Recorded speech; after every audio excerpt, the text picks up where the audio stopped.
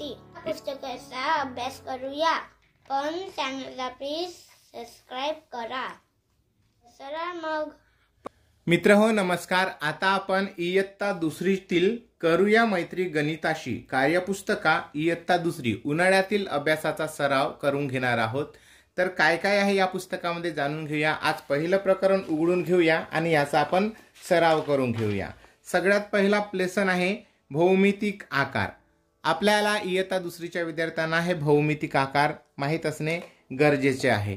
तर पहिलं भौमितिक आकार आहे डावीकडील चौकटीत दिसणाऱ्या आकारमानासारख्या वस्तूवर टिक करा. आपल्याला इथे ज्या आकृत्या दिलेल्या आहेत जसं चौरस आयत आहे, त्रिकोण आहे, चौरस आहे आणि वर्तुळ आहे. तर अशा प्रकारच्या आकाराच्या वस्तू असलेल्या चित्रावर आपल्याला फक्त टिक करायचे आहे. तर करा बरं.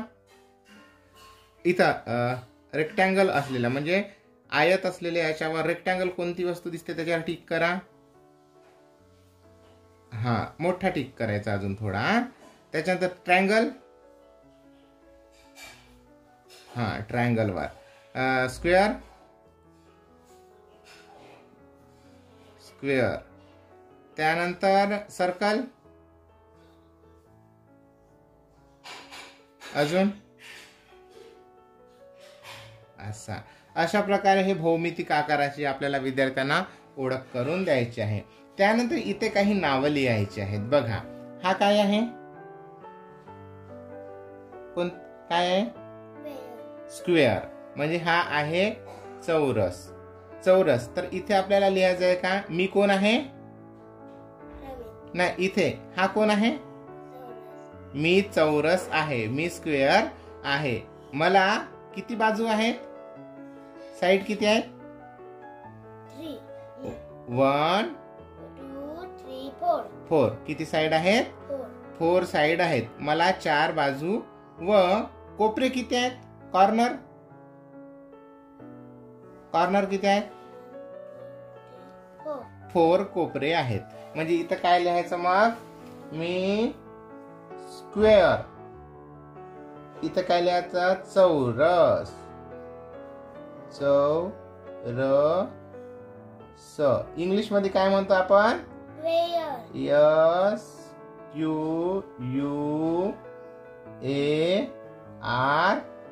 मी स्क्वेअर आहे. मला किती बाजू आहेत, 4. मला किती बाजू आहेत, 4. इंग्लिश मध्ये काय लिहायचं, FOUR. 4 बाजू आहेत. व कॉर्नर किती आहेत, कॉर्नर 1 2 3 4. मला किती बाजू आहेत, 4. 4 बाजू आहेत. 4 ला इंग्लिश मध्ये काय म्हणतो, FOUR. अशा प्रकारे. आता हे काय आहे मग, रेक्टँगल. याला म्हणायचं आता आपण आयत. रेक्टँगल काय लिहूया आपण, आयत. रेक्टँगलची स्पेलिंग माहिती आहे का तुला, मी सांगतो,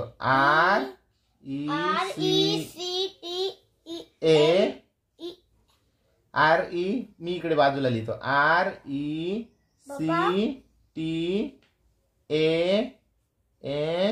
RECTANGLE. रेक्टँगल बरोबर आहे. आता सांग रेक्टँगलची स्पेलिंग सांग बरं. रेक्टँगल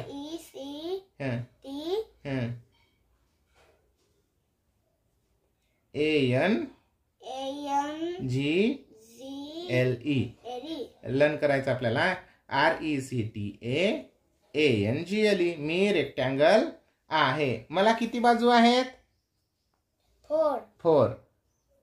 4. मला किती बाजू आहेत, 7. इंग्लिश मध्ये किती लिहायचं, FOUR.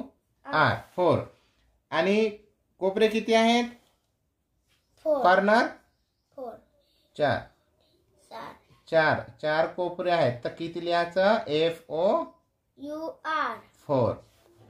हे काय आहे मग, तिसरी आकृती कोणती आहे, ट्रायंगल. ट्रायंगल. मी कोण आहे, ट्रायंगल. ट्रायंगलला काय म्हणू मराठीमध्ये, त्रिकोण. स्पेलिंग ट्रायंगलची TRIAN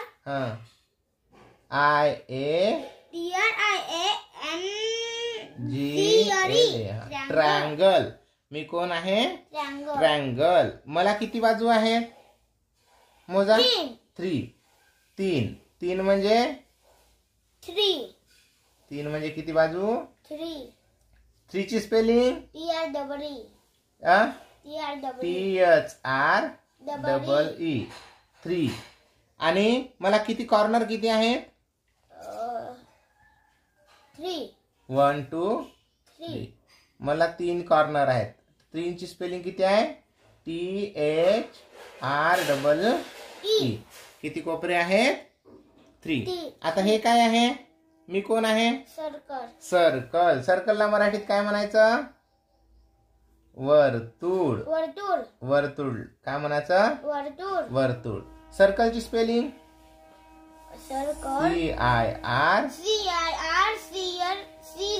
CIRCLE सर्कल. मला किती वक्राकड आहेत?